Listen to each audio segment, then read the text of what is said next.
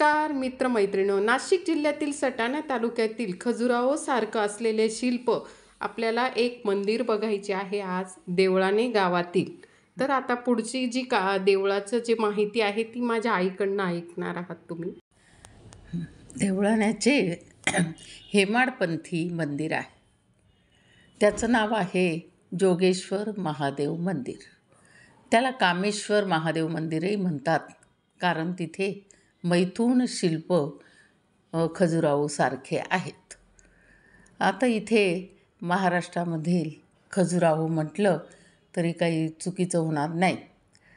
इथे जे शंकराची पिंड आहे ती पिंड रूपात आणि मूर्ती रूपात सुद्धा दाखवली आहे. उमा महेश यांच्या स्वरूपामध्ये इथे मूर्ती आहेत.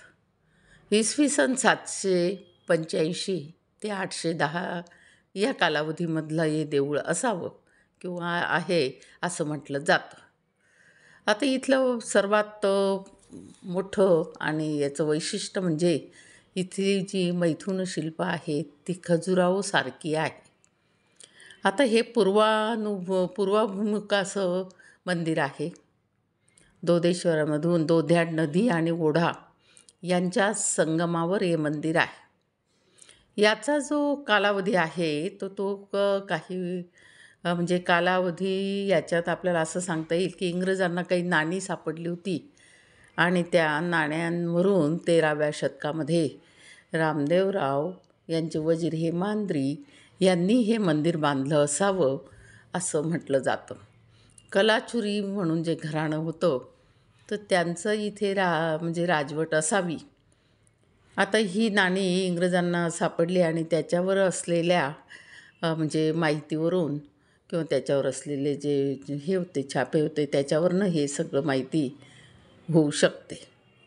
आता इथे हे गुप्त काळातलं हे मंदिर असं आहे.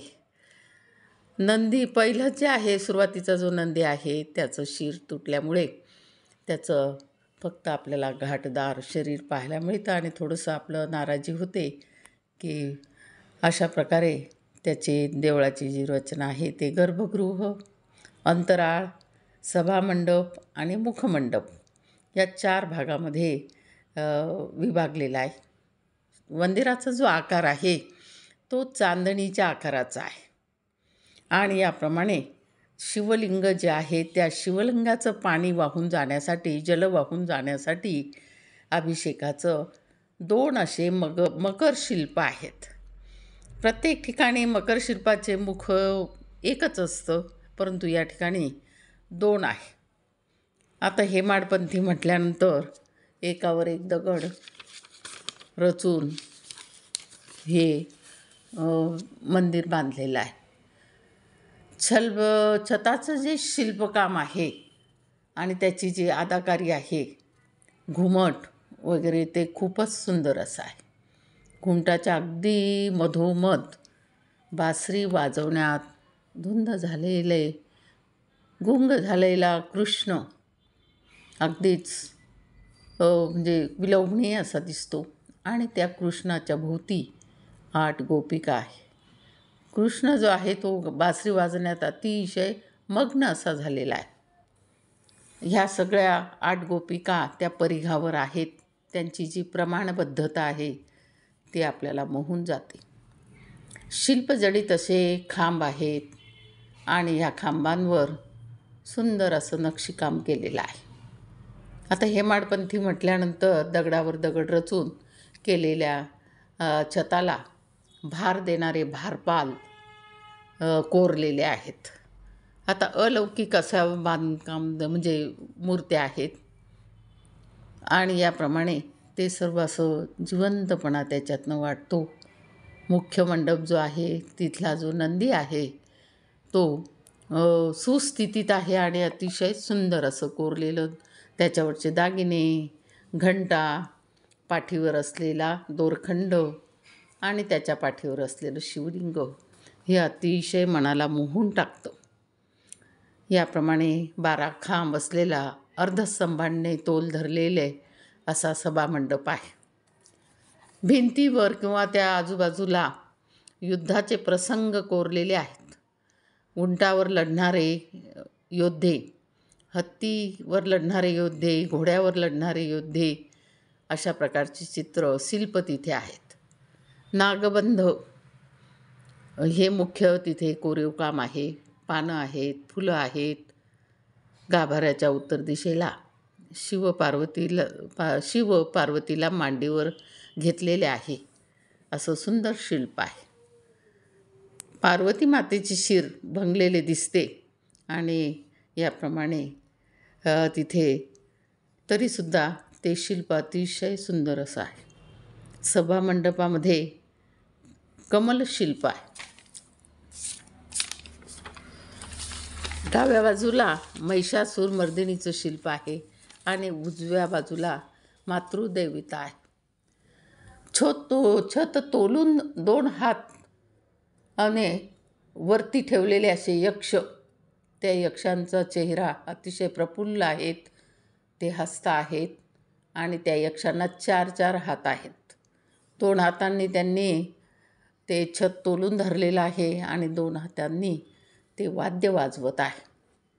तत्कालीन आपल्याला आनंदी जीवनाचं किंवा सर्व लोक कशा प्रकारे आनंदामध्ये राहत होते याचं आपल्याला प्रत्यय येतो. उपग्रहातील भग्न अवस्थेत अशा प्रकारे अनेक कलाकृती पडलेल्या आहेत, परंतु त्याच्यावरची कलाकुसर वाखाणण्याजोगी आहे. ते सर्व भग्न अवस्थेत पडलेलं आहे. आता सभामंडप म्हटल्यानंतर त्या छतावर कमलपुष्प कोरलेले आहे.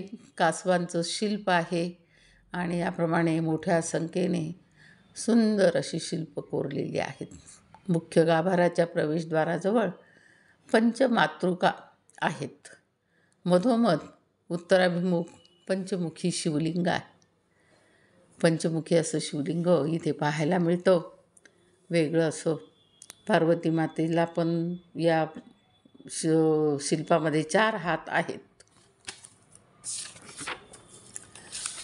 त्याचप्रमाणे सारीपाट कोरलेला आहे. गौरी आणि शंकराचा जो आवडता खेळ सारीपाटाचा आहे तो कोरलेला आहे. आता देवळाने च्या मंदिराचा उत्तर व दक्षिण भाग आपण पाहिला. आता खजुराहोमध्ये जशी शृंगार शिल्पे आहेत, नागमैथुन शिल्प आहेत, त्याप्रमाणे इथे सुद्धा लहान प्रमाणामध्ये अशा प्रकारची शिल्प आहेत. त्या शिल्पामधून आपल्याला सौंदर्य, सौष्ठव, उच्च प्रतीचं आपल्याला दिसून येतं. प्रदक्षिणा मार्ग जो आहे तो अष्टकोनी चौथरा आहे. आता अष्टकोनी चौथरा म्हणजे चांदणीच्या आकाराचा आणि त्याला प्रदक्षिणा घालणं म्हणजे अतिशय सुंदर असं अलंकारिक असं वाटतं.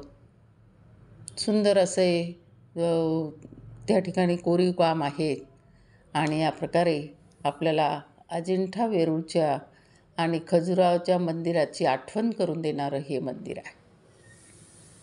आता इथे असलेला एक समज आहे की प्रत्येक गोष्ट म्हटली की तिथे 2-3 गोष्टींचा म्हणजे तर्कवितर्क केले जातात. तशाच प्रकारे हा समज आहे की अजिंठा वेरूळ इथले जे कारागीर होते ते श्रमपरिहारासाठी त्यांना हा परिसर आवडला आणि ते श्रमपरिहार करत इथे राहत होते. राहिले काही दिवस आणि त्यांनी हे शिवमंदिर उभारलं आहे. त्यामुळे कोरीव काम त्या प्रकारचं आहे असं म्हटलं जातं. आता असं हे श्रावण महिन्यामध्ये ह्या शिवलिंगाचं दर्शन झालं आणि आम्हाला खूपच कृतकृत्य वाटलं.